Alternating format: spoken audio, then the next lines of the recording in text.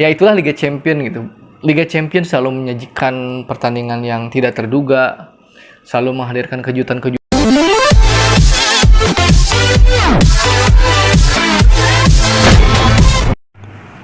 Halo semuanya, balik lagi bersama saya di Kacamata Bola.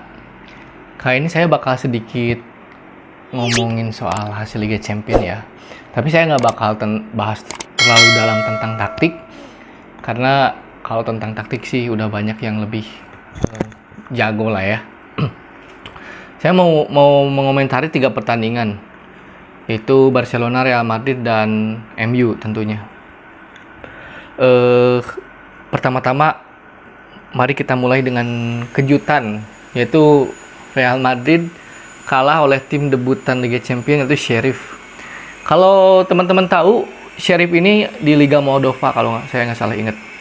Jadi saya juga baru tahu pertama kali ada tim bernama Sheriff dan main di Liga Champions. 2 laga awal, dua-duanya menang. Pertandingan pertama mereka mengalahkan Shakhtar Donetsk 2-0. Kemarin mengejutkan, mereka mengalahkan Real Madrid di kandangnya 2-1. Padahal Real Madrid bermain full tim ya. Ya itulah Liga Champions gitu. Liga Champions selalu menyajikan pertandingan yang tidak terduga, selalu menghadirkan kejutan-kejutan yang mungkin selama ini kita tidak prediksi. Sudah banyak keajaiban-keajaiban Liga Champions ini. Yang paling kita ingat tentu saja bagaimana The Miracle of Istanbul gitu. Bagaimana Liverpool berhasil membalikan keadaan setelah tertinggal 3-0 dari AC Milan misalnya. Masih banyak keajaiban yang terjadi di Liga Champions. Nah, secara permainan Real Madrid memang menguasai pertandingan, mereka menciptakan banyak peluang, tapi kiper Sheriff dan barisan pertahanan Sheriff ini cukup baik ya untuk menghadang serangan-serangan Karim Benzema dan kawan-kawan. Jadi Madrid hanya mampu mencetak gol, itu pun lewat penalti. Ya inilah sepak bola. Ketika sebuah tim menguasai jalannya pertandingan, ya belum tentu tim itu akan memenangkan pertandingan. Dan ini merupakan sejarah bagi tim Sheriff ini. Lihat saja selesai pertandingan mereka begitu gegap gempita menyambut kemenangan ini. Kita lihat kiprah Sheriff di laga berikutnya menghadapi Inter Milan ya. Lalu Barcelona dikalahkan Benfica 3-0. Ini juga hasil yang cukup mengejutkan. Meskipun Benfica bukanlah tim seperti Sheriff, Benfica adalah di masa lalu merupakan raja Liga Champions. Dia sudah 2 kali menjuara Liga Champions kalau nggak salah ingat. Tapi itu terakhir kali mereka juara Liga Champions musim 1961-62 kalau nggak salah. Nah, tapi Benfica ini tetap tidak bisa dianggap remeh. Mereka merupakan salah satu tim elit Portugal. Mereka langganan Liga Champions. Tapi yang mereka hadapi adalah Barcelona.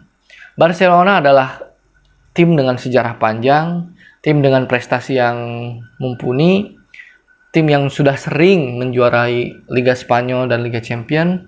Artinya mereka bertandang ke kandang Benfica dengan ekspektasi yang tinggi dari supporternya. Meskipun mereka sedang terseok-seok di Liga, di laga pertama juga kalah oleh Bayern Munchen 3-0, tapi di laga ini para supporternya atau para netizen berharap Barca bisa bangkit. Tapi hasil berkata lain ya, 3-0 untuk Benfica.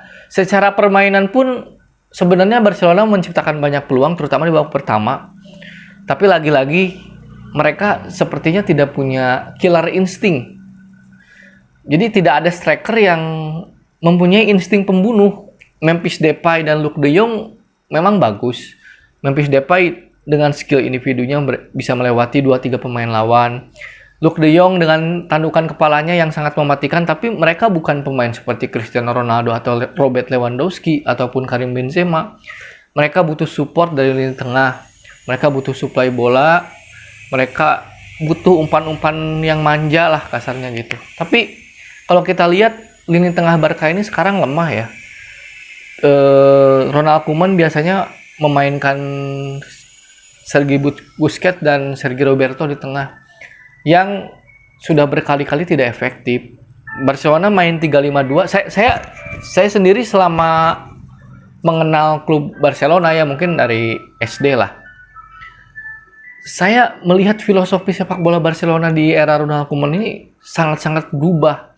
Biasanya mereka bermain 4-3-3, mereka menguasai lini tengah, mereka bermain dari kaki ke kaki, passing-passing, trupas-trupas. Kalau sekarang banyaknya long ball, crossing, yang dimana itu bukan Barca banget ya kalau buat saya. Mungkin dengan crossing-crossing tersebut mereka ingin memanfaatkan kemampuan Luuk de Jong yang memiliki sundulan kepala yang baik, tapi terbukti tidak efektif. Mereka kehilangan jati diri, mereka seperti kehilangan ruh lah istilahnya. Itu opini saya ya. Mungkin kalian punya opini lain, teman-teman punya opini lain gitu. Saya ngerasa Barca ini sudah kehilangan auranya, kehilangan jati diri, seperti kehilangan sentuhan. Itu kalau menurut saya. Sehingga kekalahan 3-0 ini sangat wajar. Karena Benfica pun bermain baik. Mereka menciptakan banyak peluang. Mereka beberapa kali memanfaatkan lubang di lini pertahanan Barcelona. Sehingga buat saya Benfica layak menang sih. Meskipun saya tidak menyangka akan sebesar ini menangnya 3-0. Jadi ini adalah rekor terburuk Barcelona dalam kurun waktu mungkin 20 tahun terakhir. Mereka di 2 laga awal kalah dengan skor telak. Dan kita lihat di laga ketiga apakah mereka masih mampu berbicara banyak di Liga Champions. Karena walau bagaimanapun Barcelona ini tetap Barcelona gitu. Mereka punya tradisi panjang di Eropa. Mudah-mudahan Barcelona bisa bangkit agar meramaikan Liga Champions lah. Lalu yang ketiga, MU mengalahkan Villarreal 2-1. Nah buat saya pun MU nggak bermain bagus kalau buat saya. Karena terutama di babak pertama, kalau teman-teman nonton pertandingannya, MU beberapa kali digempur gitu. Villarreal beberapa kali mendapatkan peluang emas. Untung David De Gea sangat cemerlang di pertandingan kali ini. Dia sering melakukan save, dia sering menyelamatkan gawangnya, dan yang menjadi sorotan saya, Manchester United ini gimana ya?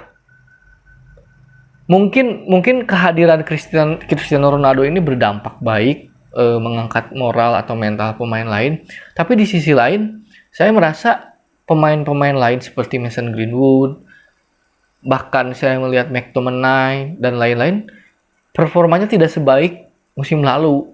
Itu yang membuat saya heran gitu. Bruno Fernandes, Paul Pogba tetap bermain bagus, tapi pemain-pemain seperti Rafael Varane kurang bermain bagus lah. Mereka beberapa kali melakukan kesalahan gitu. Tapi golnya keren banget dari Alex Telles. Dia melakukan tendangan volley tanpa disentuh ya, melalui umpan Bruno Fernandes kalau nggak salah. Dan secara pertandingan, secara overall harusnya seri sih kalau buat saya. Karena inilah Ronaldo gitu kan. Mungkin ini yang dulu pernah saya bahas. Ronaldo ini adalah seorang pemenang.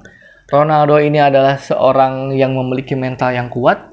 Ronaldo ini pemain yang sangat berpengalaman. Sehingga di menit 95, detik-detik akhir sebelum pertandingan berakhir, dia sangat tenang. Meskipun dalam sudut sempit, dia berhasil menendang bola yang tidak bisa dihalau oleh kiper Villarreal. Akhirnya MU menang 2-1. Ya inilah sepak bola. Sepak bola bukan ditentukan di atas kertas. Sepak bola bukan hanya statistik semata. Tapi sepak bola adalah hasil akhir. Seburuk apapun permainan kedua tim, ya harus ada pemenang gitu. Harus ada pemenang, dan akhirnya MU memenangkan pertandingan berkat magis dari Cristiano Ronaldo. Ya mungkin segitu dulu. Nanti lanjutnya di next video ya. Kembali lagi nanti bersama saya di Kacamata Bola di episode berikutnya.